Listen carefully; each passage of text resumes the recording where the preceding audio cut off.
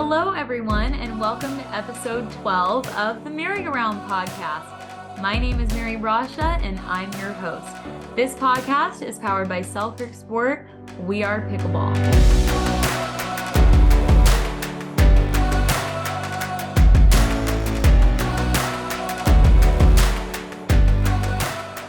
Well, the 2023 pickleball year is complete. It has been such a fun year on the PPA Tour, and I'm excited for another good year in 2024. I just competed at the PPA Finals in San Clemente and made it to the semifinals in singles.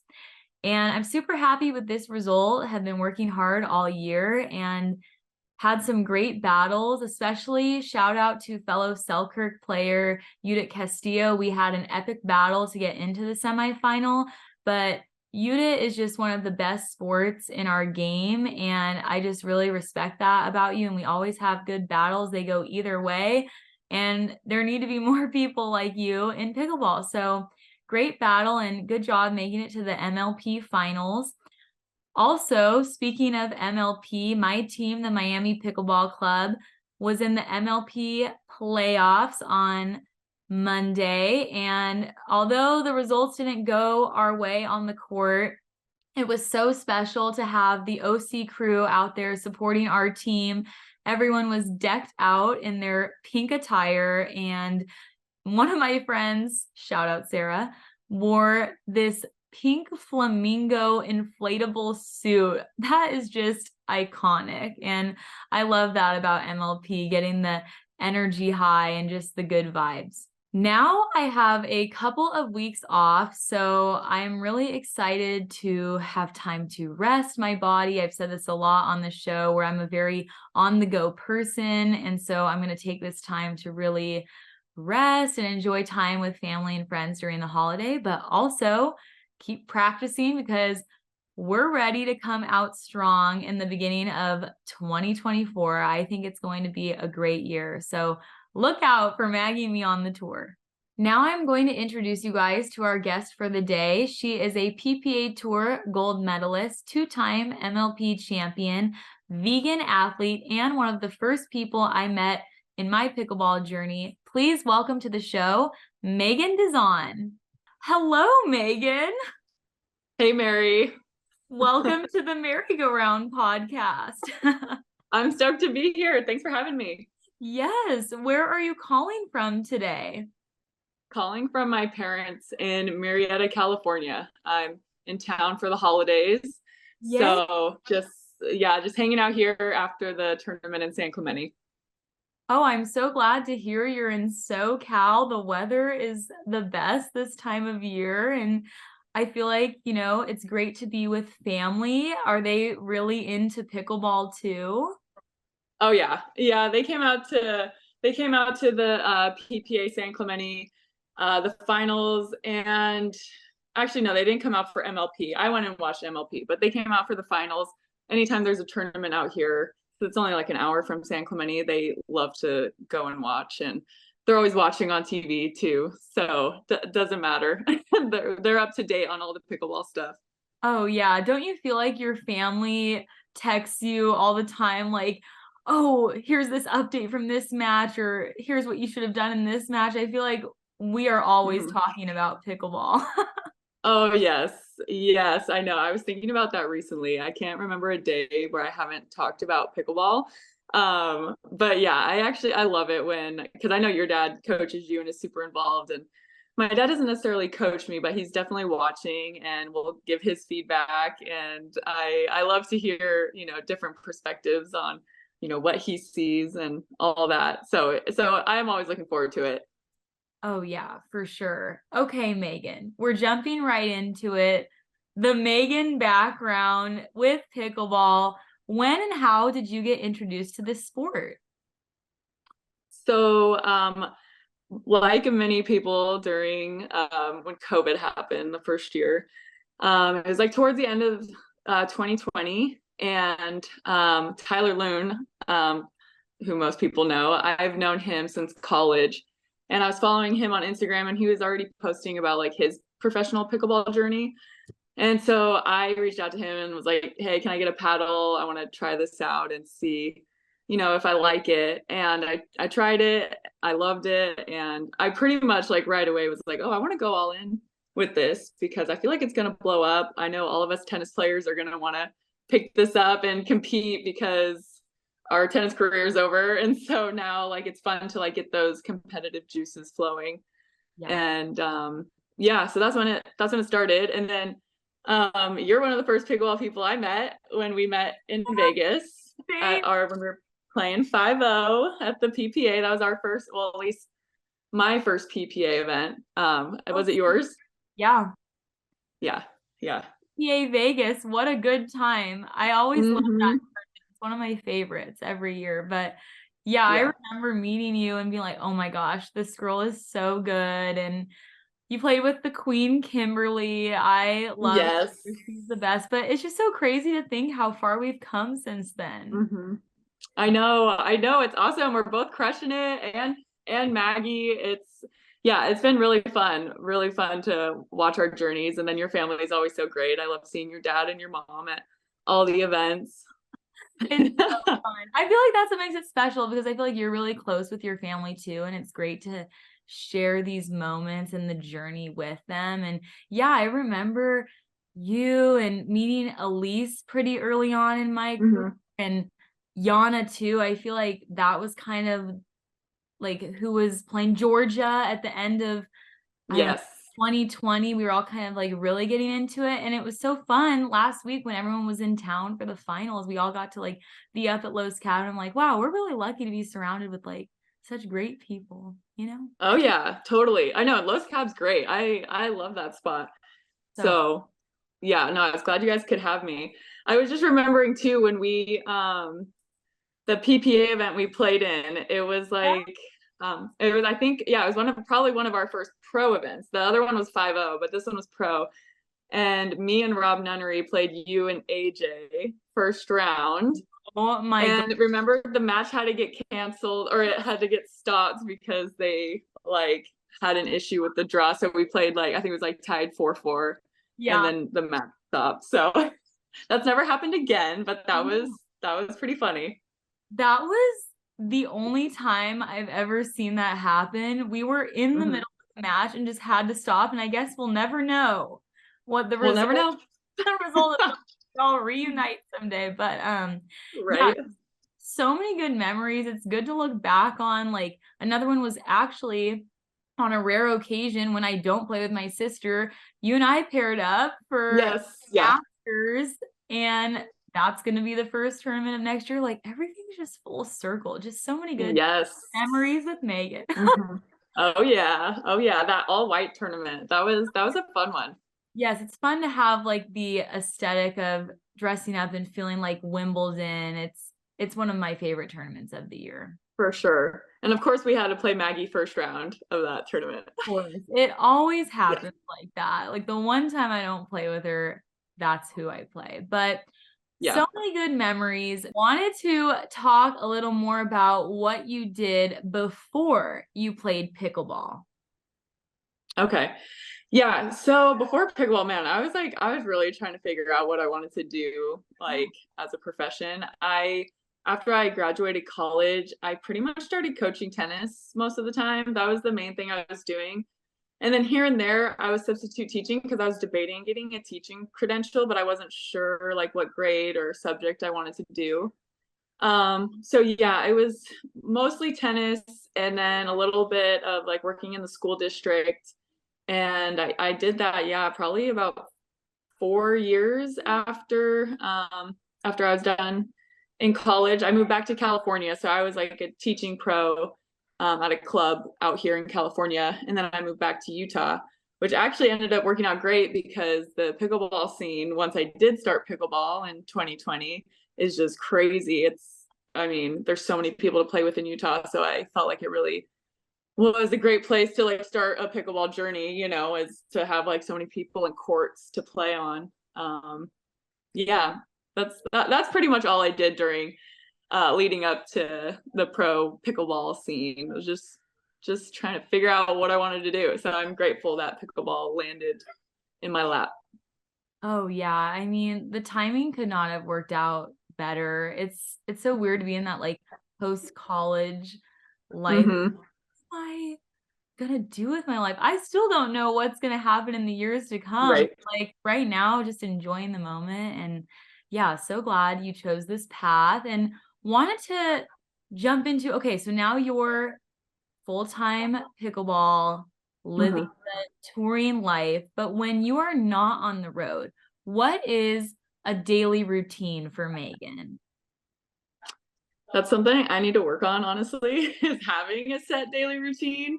Okay. Um, but New Year's thankfully, I mean, resolution. what?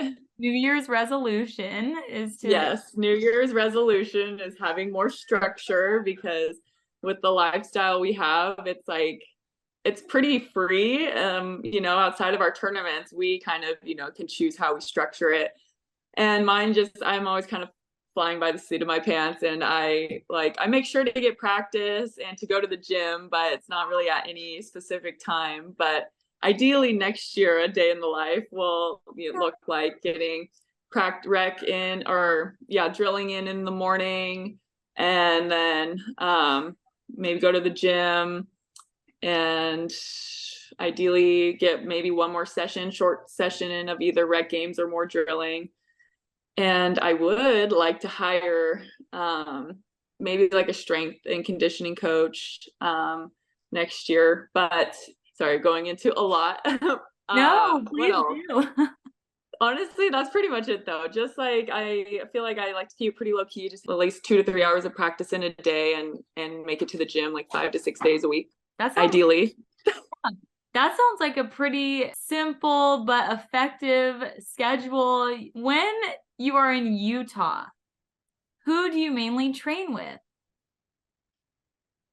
Good question. So, me, Elise, Etta, and Callie we're hoping to start training more together just since we're all so close. It's great to get practice in with that high level of women's play. But I would say up until this point, I'll like drill with Etta here and there, and I'll drill with Scott Johnston. He's a senior pro out in Utah.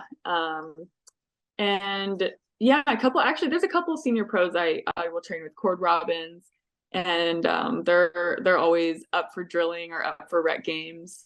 And then yeah, play some rec with Elise. I mix it up a lot, but those three ladies, we're all going to try and train more together just to kind of keep upping our level and getting better in women's doubles. Cool. Love it. Yeah. Girl power. Yeah.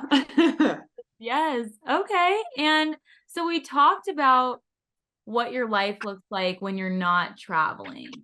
But when Mhm. you are on the road, what's kind of the pre-match day routine and a day look like there? So this last year, I typically was staying in an Airbnb, which is nice because then, you have a kitchen, you can go grocery shopping, and it kind of feels a little bit more homey, and you can like relax instead of like always being in a hotel. Mm. So typically, like when I fly in, the first thing I'll go grocery shopping, stock up for the weekend, and go get some practice in to get used to, whether it's a change of altitude or a different ball, whatever it is. I usually fly in Wednesday, practice Wednesday, Thursday, and yeah, usually just getting points in and rec games, since the tournament's right around the corner. I'm not really drilling at that point. And like match day, what do I typically do?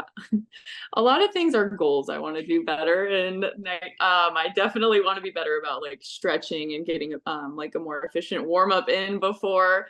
I usually right now I try and get there like an hour before the matches start to warm up and get some points before the actual match begins, because if I don't get points before the match begins, it takes me a minute to get going. I don't know if you feel the same way, but Yes. Yes. I am big on getting a good warm up in before a tournament day. mhm. Especially like you said, when you go to a new place, there is always some sort of element that's different than where you normally practice. And Mhm. I don't want to wait right until the match to know that and be down Right. 0-6 and then realize Exactly. it's a little windy today. Like, Mhm. preps is Yes. important. Yes. So true. Some people, I don't know, like Tyler Loon and some other people, they can just go right into it and they feel just fine. But I need some points just to get moving and get a feel and get some stupid shots out of the way. Yes, I feel that. Well, that's good information. Okay. So you talked a lot about how you like staying at a place with a kitchen. You go grocery Mhm. shopping when you get to the tournament. We're really big on that too. But what are some of your go-to foods and food places to eat? Because I feel like I always see on your social media, you're always trying something new.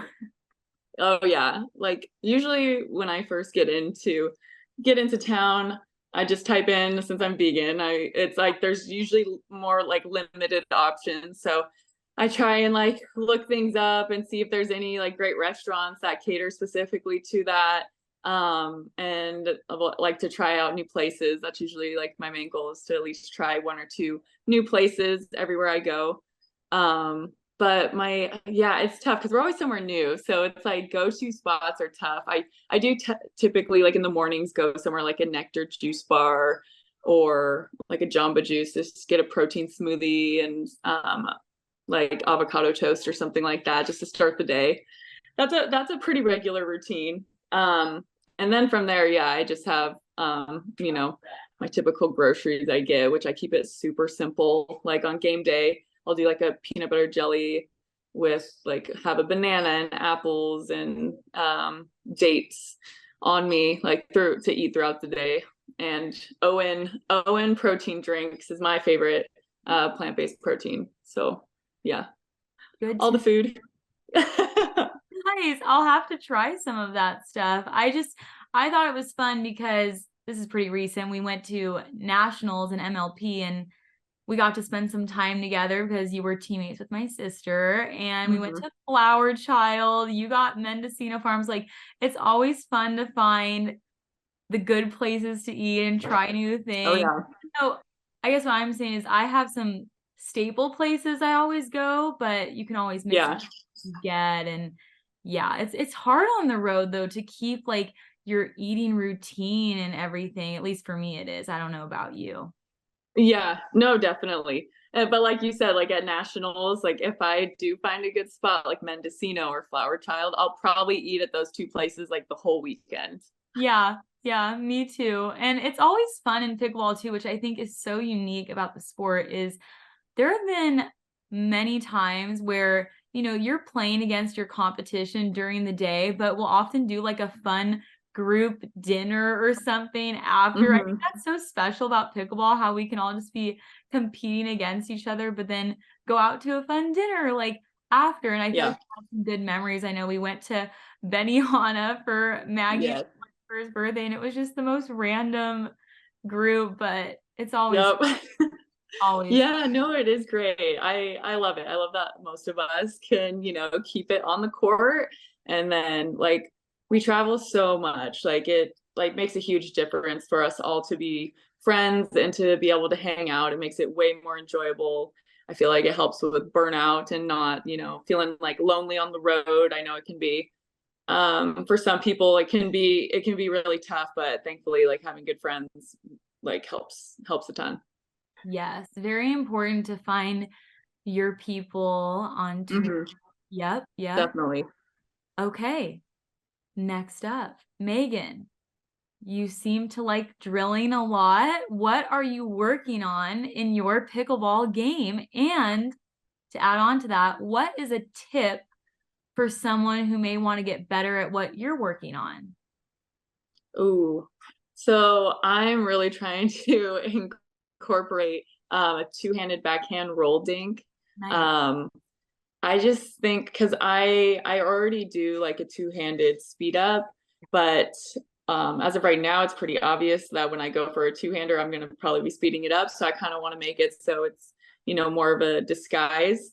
And you're not sure if I'm going to just dink or do a speed up. So my tip would probably be, and it's something I'm working on, is trying to make my prep for my dink and my speed up look the same, like for both sides, forehand or backhand, just to really disguise it and make your opponent really second guess like what you're going to do to have that little slight hesitation, So those are the main things I'm working on right now.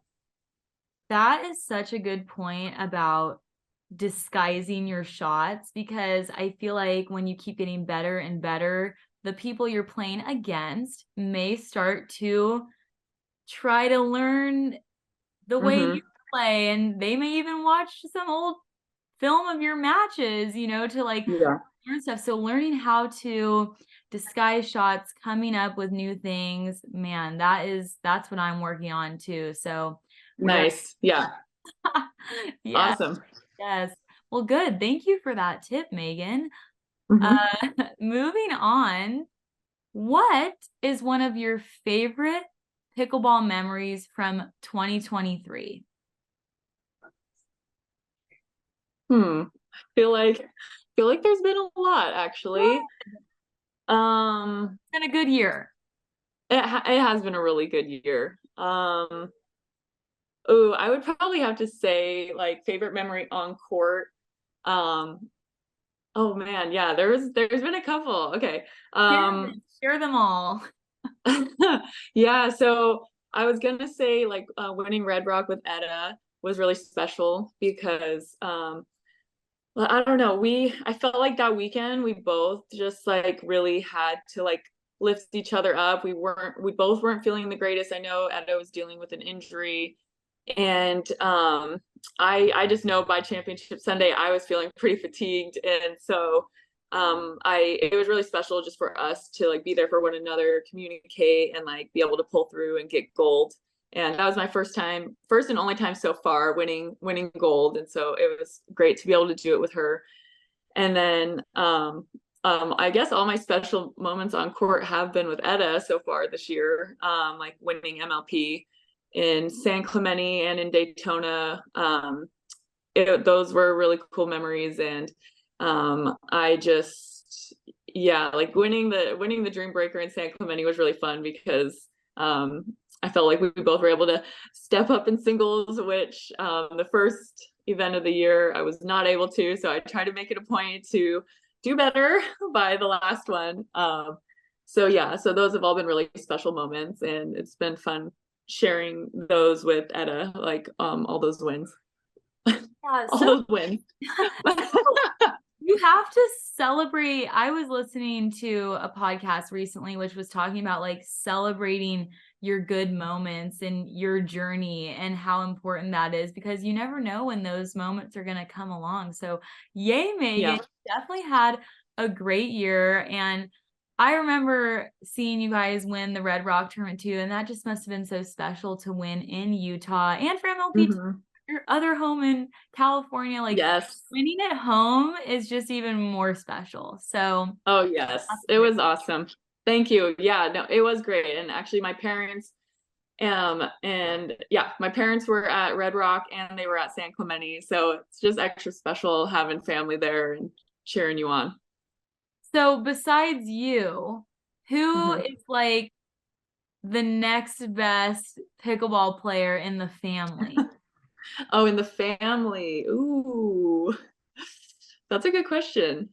Um, Man, my parents are actually both pretty good.